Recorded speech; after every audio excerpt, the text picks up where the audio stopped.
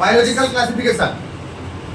তো এখন biological classification পিছনে একদম বসে আছে, দেখতে পাবেন না। বায়োলজিক্যাল ক্লাসিফিকেশন বলতে গেলে যেটা বলবো সেটা হচ্ছে যে সবার প্রথমে আমাদের এই বায়োলজিক্যাল ক্লাসিফিকেশনে 3 রকমের ক্লাসিফিকেশন পাই।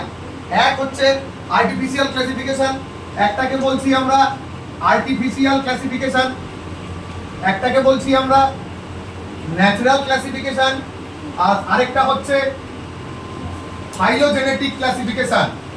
তো এখন এই যে ন্যাচারাল বা আর্টিফিশিয়াল ক্লাসিফিকেশনের মধ্যে কি আছে না, আর্টিফিশিয়াল ক্লাসিফিকেশনের মধ্যে আছে হচ্ছে যে কিসের উপর ডিপেন্ড করে কোন কোন বিজ্ঞানী আছে। এখানে থিওফ্রাস্টাস আছে, যাকে আমরা বলি হচ্ছে ফাদার অফ বোটানি। এটা বাদ দিয়েও আর কি আছে, সিসাল পিনো আছে, লিনিয়াস আছে। এই যে আর্টিফিশিয়াল সিস্টেম অফ ক্লাসিফিকেশন, সেইখানে কিসের উপর ডিপেন্ড করছে?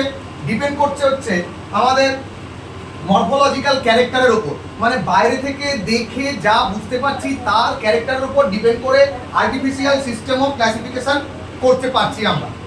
তো যেমন বলতে পারি যে রং কেমন, বা পাতার আকৃতি কেমন, বা ধর সমান্তপৃষ্ঠ পাতা না বিষমপৃষ্ঠ পাতা সেইটা কেমন, তা এগুলো গোটাটাই কিন্তু মরফোলজিক্যাল ক্যারেক্টার। এমনকি আমরা ভালো করে দেখলে যে শিরাবিন্যাস সেটাও দেখতে পাই, যে কোনটা জালিকাকার কোনটা প্যারালাল নর্মালি দেখা যায়। এগুলো সবটাই মরফোলজিক্যাল ক্যারেক্টারের উপর ডিপেন্ড করে ক্লাসিফিকেশন, 2টা থেকে 3টা ক্যারেক্টার। এরপরে আসছি আমরা natural system of classification. Natural system of ক্লাসিফিকেশনে কি আছে? সেখানে আর্টিফিশিয়াল সিস্টেম অফ ক্লাসিফিকেশন তো দেখছি, মানে বাইরের মরফোলজিক্যাল ক্যারেক্টার তো দেখছি, তার সাথে সাথে আমরা কি দেখছি? তার সাথে সাথে আমরা দেখছি হচ্ছে নর্মাল যে অ্যানাটমিক্যাল ক্যারেক্টার সেইগুলো। অ্যানাটমিক্যাল ক্যারেক্টারের মধ্যে যেমন ধর কে বলেছিলেন অ্যানাটমিক্যাল ক্যারেক্টারের কথা বলেছিলেন? বেনথাম আর হুকার। অর্থাৎ এখানে দুজন বিজ্ঞানী আছে যার নাম হচ্ছে বেনথাম আর হুকার। তারা একটা বই লিখেছিলেন, কেউ বলতে পারবে? বেনথাম আর হুকার যে বইটা লিখেছিলেন, এই বেনথাম হুকার বইটার নাম হচ্ছে জেনেরা প্ল্যান্টেরাম। জেনেরা প্ল্যান্টেরাম হচ্ছে বেনথাম আর হুকারের লেখা বই। তো এরকম একটা কোশ্চেন যদি চলে আসে পরীক্ষার সময়, যে হয়তো এবার দেখেছিস তোরা পরীক্ষায় কেমন নিটের লেভেলের কোশ্চেন হয়েছে, বায়োলজি কোশ্চেন যথেষ্ট সহজ হয়েছে। যথারীতি সহজ কোশ্চেন হওয়া মানে কিন্তু চান্স পাওয়া কঠিন। তো উল্টোটা আর কি, ইনভার্সলি রিলেটেড। তো এখন যদি বলে দেয় যে who is the author of the book Genera Plantarum, আমাদের মাথাতে স্পিসিস প্ল্যান্টারাম ঘুরছে, ওখানে কিন্তু ভুল উত্তরটাও দেওয়া থাকবে। যদি পরীক্ষায় কোশ্চেন বলে যে who is author of genera প্ল্যান্টারাম, তাহলে অপশানে এ দিয়েছে লিনিয়াস, বি দিয়েছে বেনথাম হুকার, সি ডি অন্যান্য কোশ্চেন দিয়েছে।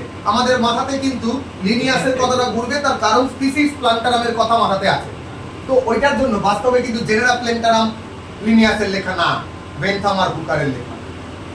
এরপরে যাব আমরা phylogenetic system of classification. Phylogenetic মানে কি? ফাইলোজেনেটিক মানে হচ্ছে অভিব্যক্তির সম্পর্ক, অর্থাৎ এভলিউশনারি রিলেশনশিপ।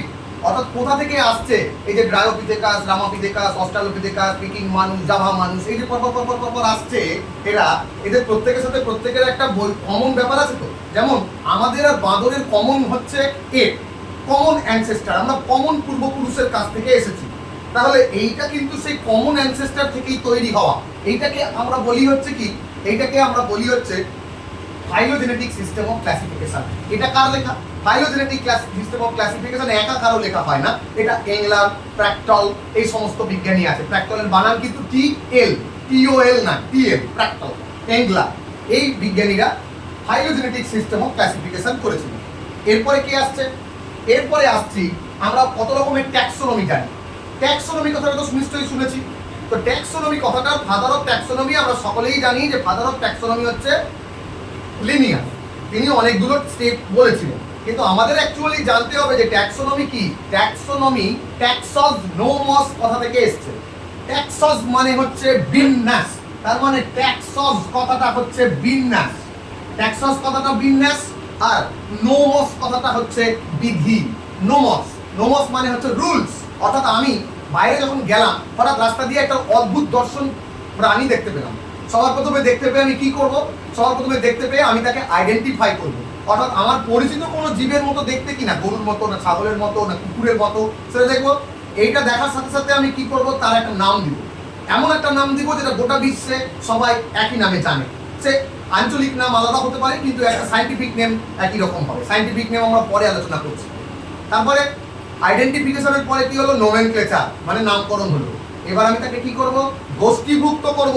গোষ্ঠীভুক্ত মানে কি, গোষ্ঠীভুক্ত মানে হচ্ছে একে আমরা ক্লাসিফাই করব, মানে করডাটার মধ্যে পড়ে না অকর্ডাটার মধ্যে পড়ে নাকি প্রাইমেটের মধ্যে পড়ে নাকি অন্য কোনো জীবের মধ্যে পড়ে, সবটা তার অনুযায়ী আমরা গোষ্ঠীভুক্ত করব।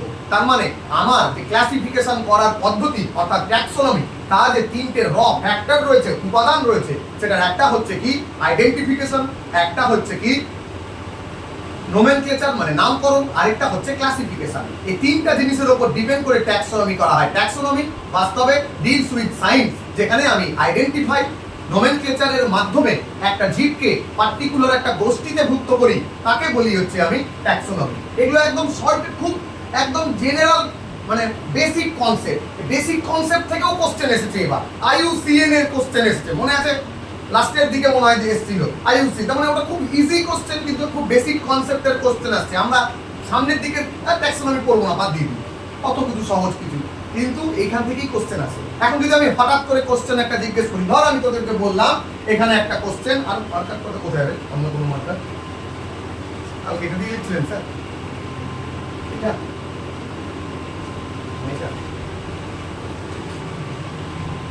তো এখন একটা বেসিক কোশ্চেনের মধ্যে যদি আমি তোদেরকে বলি, বললাম যে কেমোট্যাক্সোনমি, অপশনে পরীক্ষায় দিল কেমোট্যাক্সোনমি, তোরা বলবি যে স্যার আমাদের সিলেবাসে নাই এটা, স্যার কোথায়, সত্যি সত্যি নাই, কিন্তু ট্যাক্সোনমি কথাটা তো আছে। তাহলে কেমোট্যাক্সোনমি ডিলস উইথ, কে বলতে পারে কেমোট্যাক্সোনমি কার সাথে সম্পর্কযুক্ত, মানে কি? তাহলে আবারও ট্যাক্সোনমি কথাটা